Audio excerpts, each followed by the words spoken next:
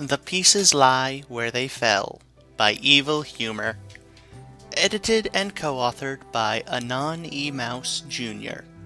Read for you by My Name is R. Chapter 25. Xvital. Xvital huffed as she waited for night to show up. How long did it take for a guy to ask for directions?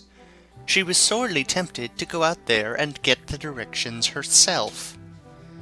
"I am back, every pony," Night said, walking back into the alleyway. "And I got— Hey, where's my booze?" Wind said, storming his way forwards to the Bat Pony. "I threw it out, Windbreaker," Night snapped at the Griffin.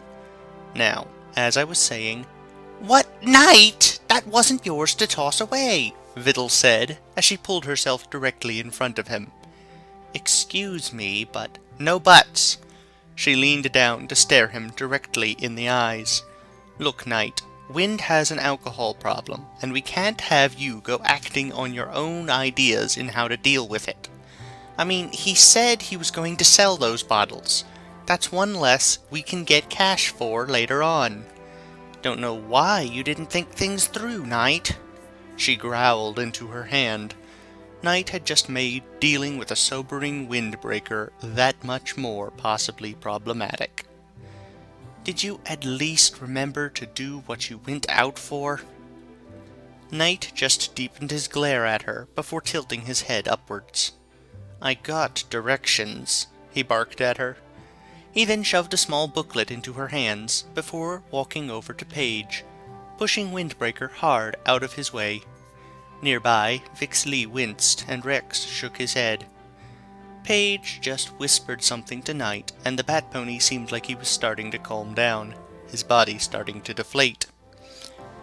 Shaking her head at how unstable and rude of a partner Night was turning out to be, Xvital opened the booklet and began to study the map, looking up at the street sign to get herself situated. "Owe me a bottle, Night." She flicked an ear, hearing the tail end of Wind grumbling something under his breath. Great. Having Wind seeing conflict and a reason to spite drink Night would only make Wind take longer to sober up. "Okay, everyone, I have an idea where we need to go," she announced, folding up the map and putting it into her bag. She then began to lead them out of the alley, with Night taking the rear. It should be a number of blocks down the way with some twists and turns. We should be fine if no one gets lost or mixed up. She looked at them, eyes lingering on Night. As he was in the back, it was his job to make sure they didn't get lost or separated. Of course, Night just glowered at her. Jerk. She continued down the street, pausing at every intersection to make sure she was going the right way, taking a massive detour when they went past the shipyard. She was sure that they couldn't be spotted from the skimmers, but she wasn't going to take the risk, and the shipyard would be one of the few open areas in the highly packed lower, so their chances at being caught would be even greater. Vixley looked a little wistful when they turned away from it, but said nothing. Xvital made sure she kept an eye on the crowd they passed, muttering prayers that no one would try to turn them in, her skin tingling when someone looked at them for too long, her tail flicking as she felt the urge to bring out her knife to defend herself. She also had to bite back a snarl as she stepped into garbage again, with her doing her best to shake off the sludge from her fingers for a fifth. "Hey, kitty cat," Vixley called out, reaching out to tap her shoulders. "Don't know about you, but I think we could go for a break. Get some lunch, you know?" As soon as the Minotaur mentioned that, her stomach started to grumble loudly. With a sigh, Xvital pulled them off to the side, into an alley, and began to root around her pack for some food, with everyone else doing the same. Rex had packed the bags perfectly, somehow guessing each of their preferences correctly, the bits of dried fish going down her mouth greedily, with the diamond dog eating some of his gems with ease. Xvital blinked, wondering how sharp his teeth had to be to be able to eat gems. She found herself running over her own teeth, and her eyes darting to Knight's fangs, the bat pony savagely sucking away at a mango and she tilted her head. She'd always thought bat ponies eating like that, tearing a hole in their food and sucking out the juices, which were not usually from fruit, was just a stereotype. But here was Knight eating like a character from the creepy stories that were so not allowed to ever be seen by a bat pony. "Everyone good?" she asked, after they were done eating, getting nods from all of them. Wiping her hands clean on herself, she said, "Then let's go. I think we should be there shortly. This area seems to be somewhat familiar." She continued leading them down the streets, a smile breaking out on her face as the streets became very familiar. Patting on all four of her hands, she turned the corner to see the Temple of Luna. It was like almost any other temple to the pony goddesses, a massive domed structure that took up an entire city block. Its second floor consisted of recessed walls that ultimately gave way to a retractable roof, designed so that ponies could view the goddess's holy celestial body and whisper prayers onto it and their goddess during times of worship. Like all other temples to Luna, it had been decorated with symbols and icons towards the moon goddess, with small nods towards Celestia and the sun. It was the same with sun goddess temples.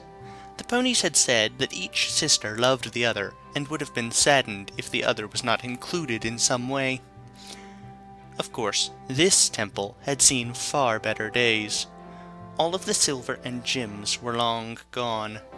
The paint chipped away to show the bare stone, and the temple as a whole was in a state of disrepair, with most of its windows boarded up and the few intact stained glass panes dirty with grime. The temple's roof had rust stains on it, a few of the plates having gone missing and been replaced with makeshift water traps. The sides of the temple's walls were covered with discarded garbage, both scattered freely and in bags. But what was really surprising was that ponies continued going into the temple, with priests of Luna welcoming them in. How this place was still considered a proper temple was beyond Xvital. "This is it," she told them, walking towards the acolytes that were welcoming the visitors in. She tilted her head up to them and said, "We need to see Father Evergreen Road about some business down below." She paused as she stared at the young ponies, one a light green earth pony and the other a steel-gray unicorn, sharing an uneasy look between them. "It's urgent." "Look, miss," one of them said, raising a hoof. "The father is quite busy at the moment, and—" "Xvital, is that you?" an old, friendly voice suddenly called. An elderly unicorn, wearing a fraying priest cloak of Luna, appeared from the entranceway and trotted over to her. "Come in! Please don't stay out longer than you must!" He waved them inside, tutting like an old man would do, keeping the act up so well Xvital almost believed him. He began to ask her general questions as they moved through the temple's ground floor, with him waving off acolytes to tend to the other attendees as they reached the staircase. As soon as they were in the small stairwell, Evergreen dropped the act and narrowed his eyes on her. "You better pray to your gods that you were not followed," he snapped, shaking his head. "You nearly gave me a heart attack when you showed up with that big a bounty on your head. The last thing I need is Sweet's guards pawing around here." "Please, I'm no rookie," Xvital huffed and rolled her eyes. "Besides, don't you have enough cash on hand to pay off the guards?" "I wish," he sighed, shaking his head as he led them down to his true workplace. "Times are hard and money is tight. I had to sell a lot of this place's books and finery to pay down my gambling tab, and the mares and drinks are not cheap. Not the good ones, at least, and I do not drink or lie with second rates." Xvital turned her head in time to see Paige staring in shock at him, her mouth opening and closing before she said, "You must be the most corrupt priest I have ever seen." "Now see here," Evergreen said in a sharp voice. "I am not a corrupt priest. I am a fraud priest." He chuckled, leaning on the magically locked door as he was always amused to tell his story. "I just came here, put on the robe, and these idiots thought I was a priest." He let out a bray of laughter, trying to steady himself so he could open the door. "Best racket I've gotten into, and no pony can touch me. I mean, if the guards ever get wind of me, I'll just claim that sanctuary nonsense and stay put, and those two idiot foals upstairs won't say anything to the Holy Moon Order because of the dirt I have on them." Knight's jaw dropped, shock clear on his face. Which, of course, Evergreen saw as a means to push his luck. The old alcoholic, womanizing, gambling, blasphemous piece of garbage. What, too offensive in your goddess's place among us mere mortals? He flicked his eyes at her as he finally opened the door and stepped into his office. He used his magic to summon a bottle of rebranded cheap booze that he always bought and poured it into a cup that she knew was supposed to be used for high holidays only. "So, Xvital, 2 points of order before we move on," he said as he took a long drink. "1. Did you get me those sacred texts? My buyers are getting really antsy for an answer, and I don't want to have to explain to them that the mare I blew up their plots couldn't deliver the goods. 2. Care to tell me why you did not wait for night?" "First off, no, I didn't get them," Xvital growled, "due to circumstances beyond my control. Second, we're here for certain other reasons." She jerked a thumb at Windbreaker, who was inspecting several of the fake father's bottles of alcohol. "He needs to track her out so we can get out of this city and away from something nasty and the ponies it's manipulating. Up to and including the guards." She gave him a pointed look. "And it's after us, specifically. So the sooner we're done here, the less likely you'll get caught up in this. Comprehende?" He looked at her with a raised eyebrow before letting out a huff and went behind his desk and began to root around for something. "I'm not doing this for free," he said, placing a thick book down onto the top of the desk, causing Windbreaker to gasp loudly. "Oh, stop your gasping. These master ledgers aren't that hard to come by if you know what you're doing. Or removing those master tracers spell on you." He scoffed angrily, hinting at his past. No one knew of his exact past, but he knew a lot of stuff that came from the top of the government. "I'll give you 36 lunas," she said, her tail hand dipping into her pack. He snorted at her, shaking his head. "No dice, Xvital," he said. "This is big stuff. Removing a Griffin's tracker spell without setting off the alarms. I want something bigger, like those scrolls you said you could steal." Xvital felt a glare directed at her back, with Paige almost growling at her. "Well, again, I didn't get a chance to steal anything. And with what's after us, including the guards, and I can toss you out and deny any connection between you and me.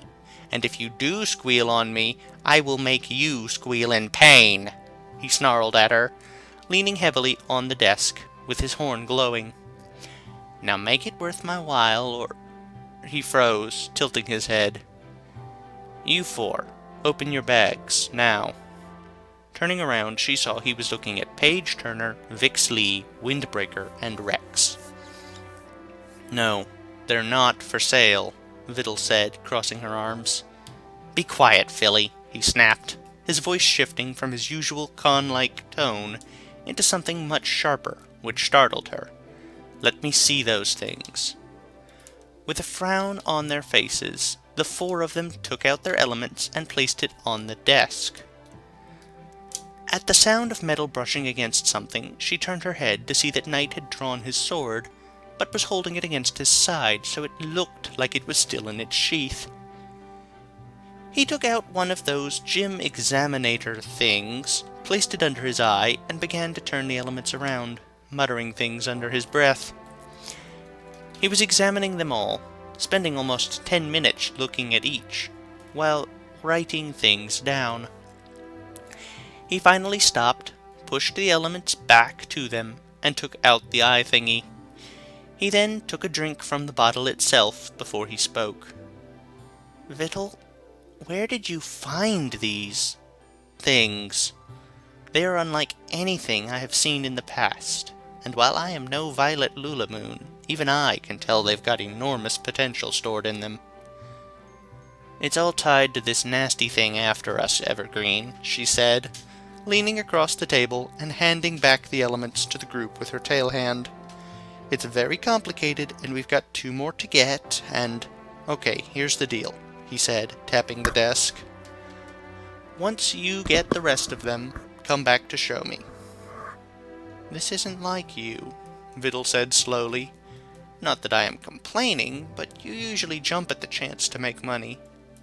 "This is worth more than just money," he said, before shaking his head and jabbing a hoof into her chest. "Never tell any pony I just said that." "Fine, you've got yourself a deal." She spat into her hand and held it out towards him. He spat into his hoof, and they shook on it. "Good." He then tilted his head at Windbreaker, who was placing his element back into his bag. "You, come here, now." Windbreaker gulped and walked over to the old pony, who plucked a handful of his feathers off of his chest. "Ow!" Windbreaker shouted, flapping his wings and rubbing his chest in pain. "What? Shut it, Colt," he snapped, as he held the feathers up in his magic, before he began to look through his book. "What is your name?" Windbreaker," the griffin said as he settled on all fours. "Why, do you know how to remove a tracker spell?" he snapped, causing Wind to fold backwards. "No? Then shut up and let me get to work." He then began to look through the book again, muttering to himself. "Go upstairs and stay out of sight. I'll call you down when I'm ready." Windbreaker glanced at Vital, who nodded and headed for the door. With the others behind her, she led them out of and into the back of the sanctuary. "Are you sure we can trust this person?" Nightblade asked, as he sheathed his sword before settling down. "About as far as I could throw Vixalee," Vital muttered. "But he knows his stuff. Right now, this is our best shot." She sighed. "Once we're done here, our next stop is as far away from this city as possible. We should be safe then. I hope." Nightblade frowned, but nodded. "How long will this take?" "Hopefully no more than half an hour." She sighed. "We'll find out." Everyone nodded, then settled in to wait. Alright. I had something I wanted to say. What was it? Well, I don't remember, but I do remember a few other things I was going to say. Comprehende is understand. Probably everyone listening knows that. It's one of the most common Spanish words to be used by people who don't speak Spanish at all. I've seen it in everything from Garfield to TV shows of various sorts, I think. It's very common, I'm sure. Just don't ask me to name any more examples, because I forgot. Anyway, then there is the matter of... There are a few bonus chapters called Omakes that I have not been doing readings of. There are 3 at this point in the story. I'm not planning on doing any readings of them. You can feel free to look up on the actual page for the story if you want to see those. I will, however, be doing the main story readings. So, there you go.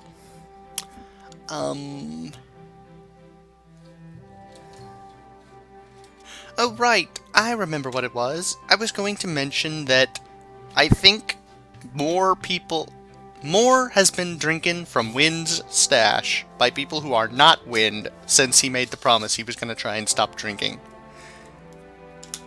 So, I mean, he is doing less, and they haven't been getting any more, and it's been depleting at a fairly steady rate. I think Knight's efforts are not necessary at this point.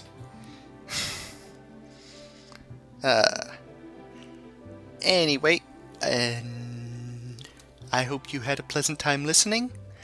Thank you for listening. Goodbye, everyone.